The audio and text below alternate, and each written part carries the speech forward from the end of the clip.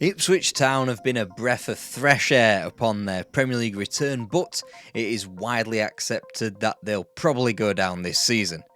Today, we're covering Ipswich, but in a more innocent time, when they could get promoted to the top flight of English football and do some magical things. This is Nowhere to Champions, the story of Alf Ramsey's Ipswich Town.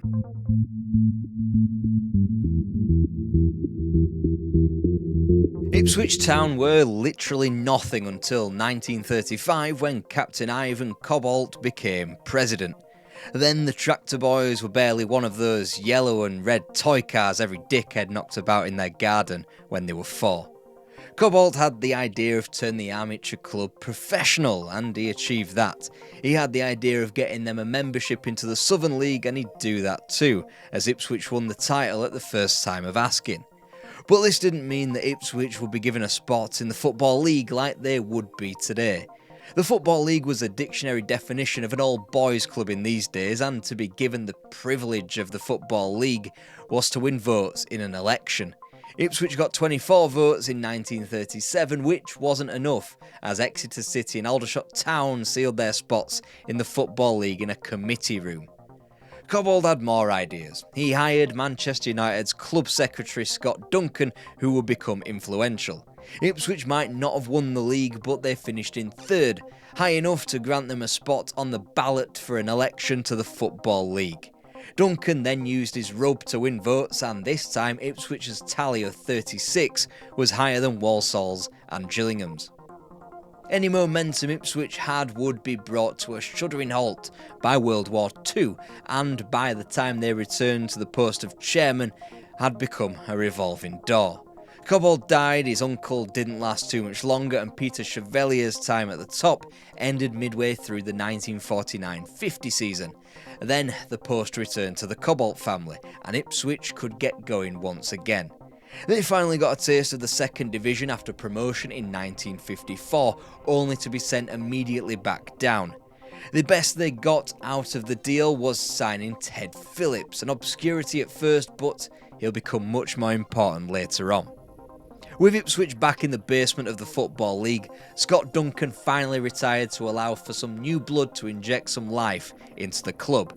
Just who was going to be the man to take Ipswich to new heights? But before we answer that, I need to tell you about how I watch every single Premier League match completely legally, which means it's VPN time! A VPN hides your IP address, which lets you safeguard your internet connection. So, the absolute opposite of what the Manchester United defence would do. Am I right? No? Okay. And for those who haven't skipped this YouTube advert because you bloody love a bargain, here's why you should choose private internet access, today's video sponsor. 1. They're offering you an insane 83% VPN discounts and 4, count them, 1, 2, 3, 4 months completely free. See it like Manchester City buying Citigroup players for a knockdown price. 2. You can protect an unlimited amount of devices at the same time. Chelsea's transfer strategy for 1. You want 783 devices protected, just buy them all up and protect them. 3. You can access region-restricted content from all over the world 365 days a year. Good news for Spurs fans whose passports are usually back in that cupboard by December. That is private internet access. Links to the discount in the description.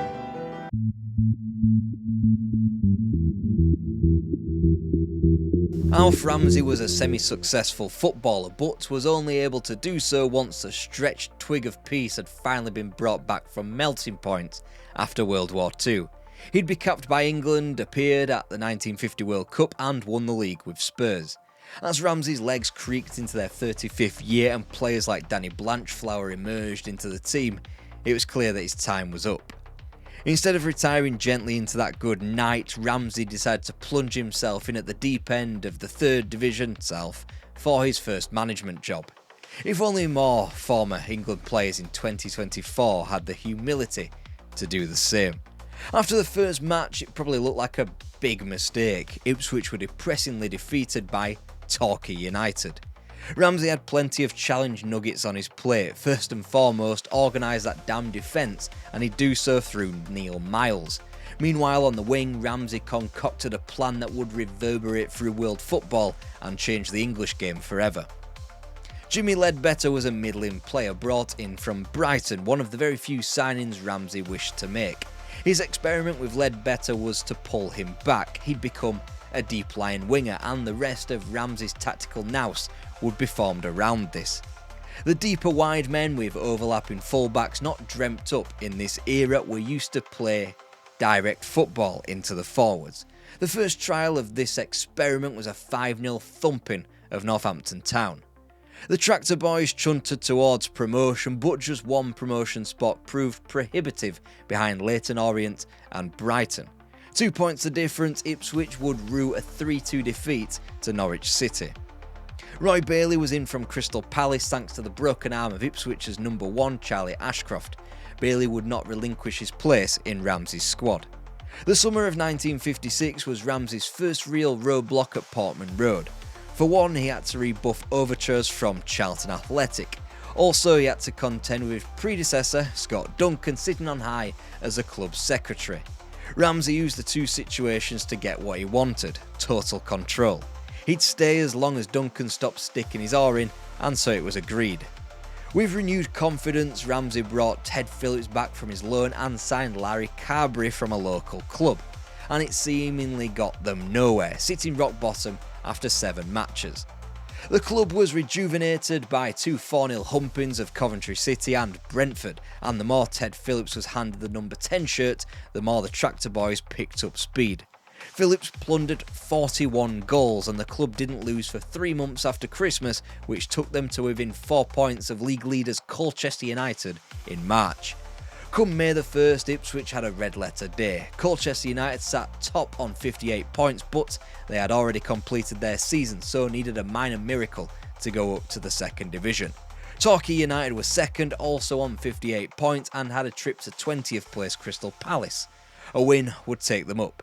Meanwhile, 3rd place Ipswich travelled south to 4th place Southampton on 57 points. They needed a win and a Torquay slip-up. Inseminating further drama into the day was Torquay's kick-off at Sellers Park being delayed by 45 minutes, so when Ipswich grabbed themselves a 2-0 win, they were made to wait for results from elsewhere. News filtered through: Torquay had drawn and Ipswich were back in the 2nd division, courtesy of their goal average. The summer meant yet more change when the chairmanship passed from Cobalt to Cobalt as Alistair handed the reins to his 29-year-old cousin, John, who would become the league's youngest chairman. On the pitch, it was obvious that Ipswich's success hinged on the fitness of Ted Phillips.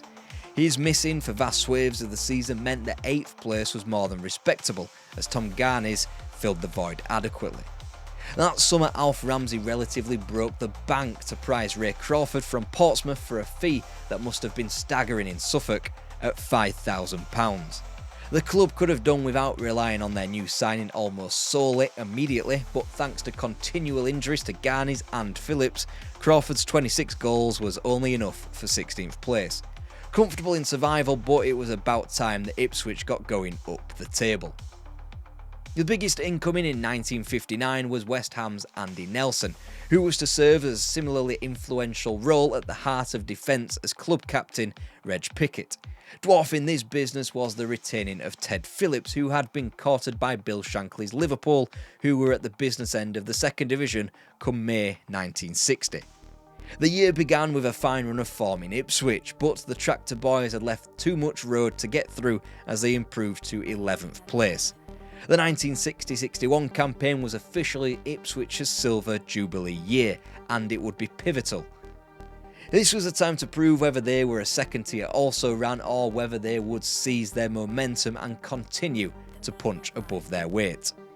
Ipswich were busy in the market. Chelsea wing-half John Compton cost £1,000, defender Billy Baxter less than half that, while Stoke's Wilf Hall would fill in as second-choice goalkeeper, but the marquee signing would be reserved for Leicester's Roy Stevenson, who was allowed to leave the Midlands for just £3,000. He would be the final piece of the jigsaw and coped admirably in performing the same duties on the left wing as Ledbetter did on the right. Yet from the outside, these transfers did little to stoke the imagination of Ipswich fans. Hall was a mere deputy, Baxter had to put national service ahead of his club football, and Stevenson was viewed as being on the back nine of his career. Then Ted Phillips went and submitted a transfer request. Alf Ramsey was never going to accept it and didn't need to. Player power wasn't invented yet, so Phillips would carry on playing for Ipswich.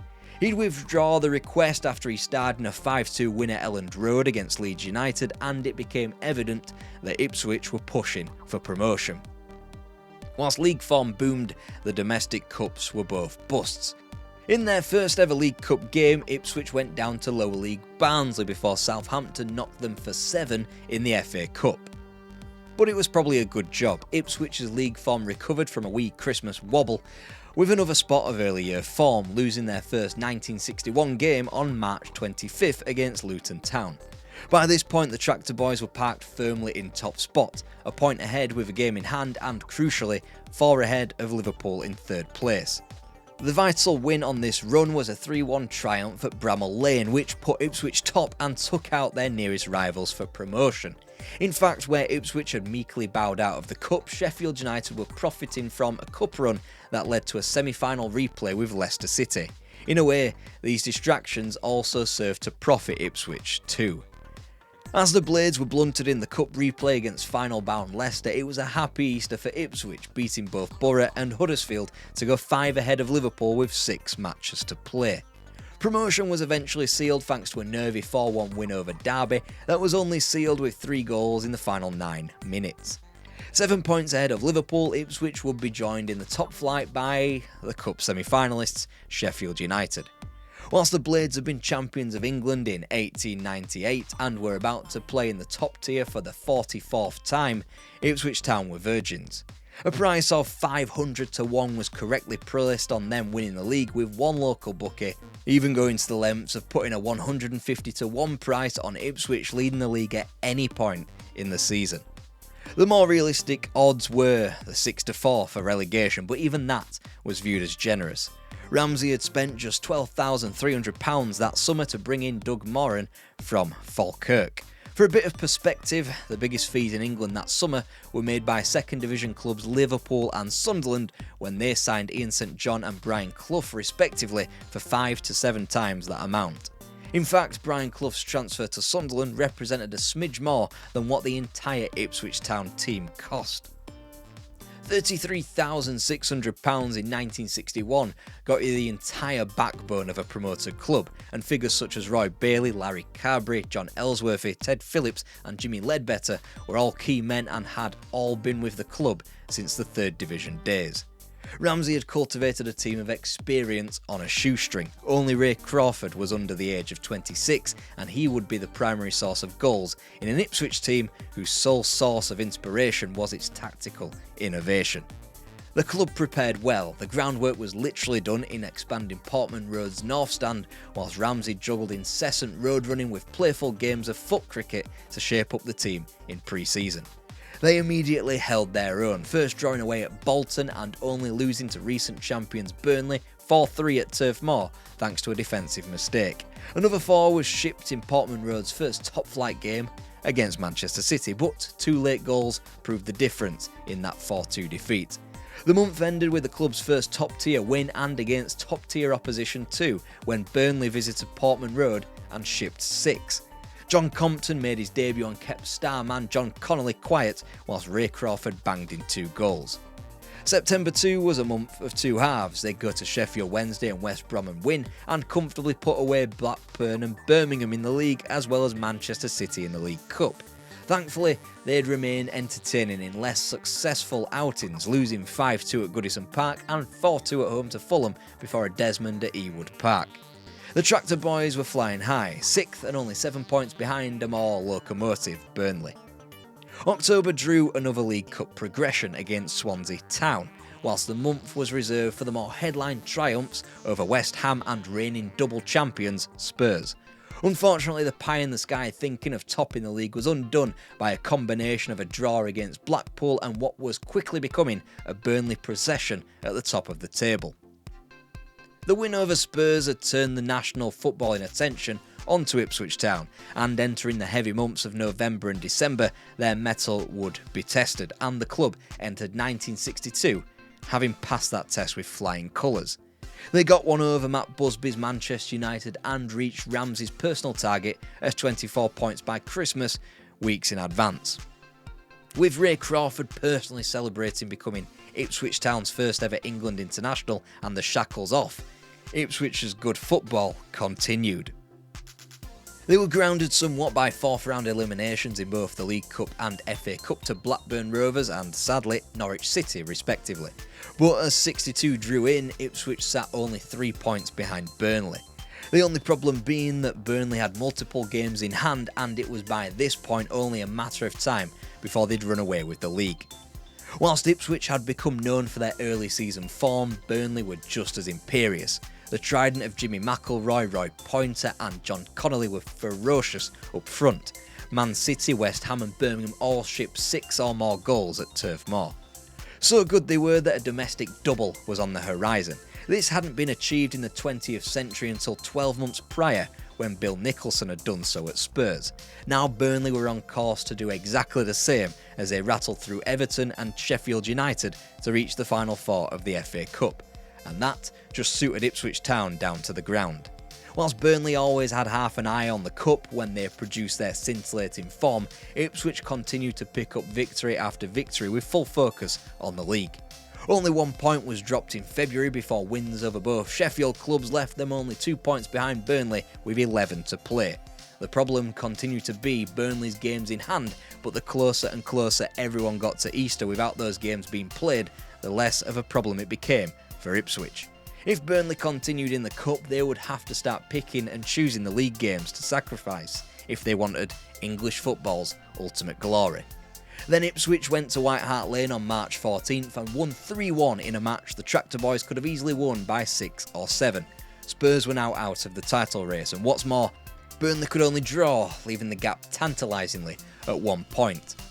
Draws against Blackpool and Nottingham Forest just about kept Ipswich in the conversation as nerves ran rife through the title race, for a win at Filbert Street took Ipswich level on points with Burnley.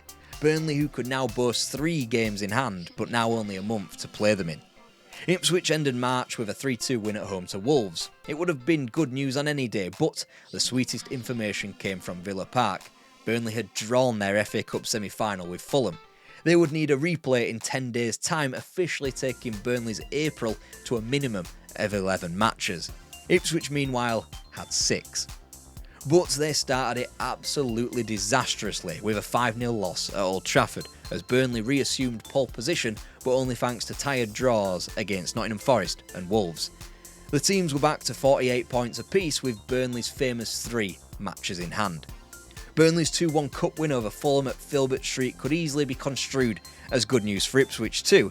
They'd be distracted by the looming Wembley date. Burnley hadn't appeared at the famous stadium in the FA Cup final since 1947, so it was big news for the town. 2 days later, they limped to a 0-0 draw at Burnden Park at the start of a week, which decided the title's destiny. 2 matches of difference, Burnley led by a point before a week in which they'd welcome both Manchester United and local rivals Blackburn Rovers to Turf Moor. A week in which they get 0 points, as Ipswich held on for a nerve-shredding 1-0 win against Cardiff thanks to Roy Bailey's goalkeeping. Whilst fate still hadn't entered Ipswich hands, they led the league again by a point, and Burnley now only had 1 game in hand. Then the great leveller known as the Easter weekend.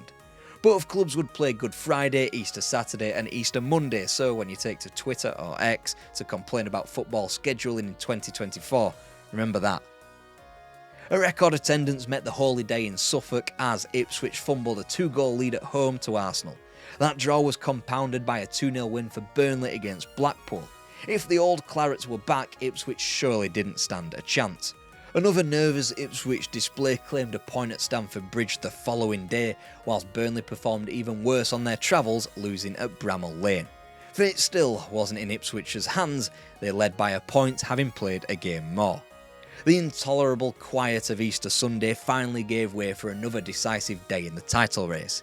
Ipswich were due at Highbury. Burnley had a considerably shorter trip to Blumfield Road. Burnley could only manage a point, swinging the door wide open for the Tractor Boys to march on through it. League titles needed sacrifice, and Ray Crawford's playing through the pain barrier was exactly that, as he masterminded a 3-0 win in North London. And still, fate remained with Burnley. 2 points the difference, but Ipswich had only the hosting of Aston Villa 5 days later, whilst Burnley hosted the relegated Chelsea and a trip to Hillsborough. Burnley would need to rely on goal average. Saturday, April 28th, therefore, could be title day. A win and a Burnley slip-up was required. Anything else and Ipswich would have to stew for 2 days until they heard news from Hillsborough. 72 tense minutes were finally relieved when Ray Crawford bundled in a headed rebound before the second came 4 minutes later. Meanwhile, Burnley were locked level with Chelsea and a glorious chance fell to Ray Pointer. A goal and Burnley take the championship to the final day, needing a win. The net remained still, the scores still level, and Ipswich Town were champions of England. Portman Road was flooded with supporters delirious for the team's efforts, but they didn't know the news from Turf Moor yet. It was left to a London Evening News reporter attached to a telephone to relay the information. A simple ear pressed to the phone, followed by a simple thumbs up in a simpler time. A simpler time that was over.